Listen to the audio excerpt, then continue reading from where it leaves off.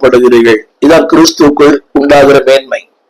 எல்லாரும் கேட்கிறாங்க, சபைக்கு வந்தா எனக்கு வீடு கிடைக்குமா, கார் கிடைக்குமா, பங்களா கிடைக்குமா, வேலை வாய்ப்பு கிடைக்குமா? இல்ல, நீங்கள் கிறிஸ்துக்குள் வரும்போது 3 காரியங்கள்.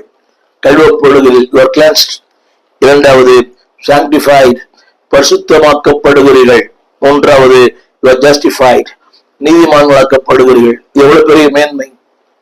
திரும்ப சொல்லுகிறேன், கழுவப்படுவது, பரிசுத்தமாக்கப்படுவது, நீதிமான்களாக்கப்படுவது. இதை விட மேன்மை உலகத்துல என்ன வேண்டும்? இதான் கிறிஸ்துக்குள் வாழ்கிற வாழ்க்கையினுடைய. அடுத்தபடியாக கிறிஸ்துக்குள் வாழ்கிற வாழ்க்கை என்றால் என்ன? ரோமர் 5:9 இப்படி சொல்லுகிறது, what is mean in Christ? கிறிஸ்துவுக்குள் வாழ்கிற வாழ்க்கை என்றால் என்ன? அதில் சொல்லப்பட்டிருக்கிறது 5:9, கோபாக்கினைக்கு நீங்களாக அதாவது கோபாக்கினைக்கு நீக்கப்படுவது. இந்த துறையில் பாருங்கள்,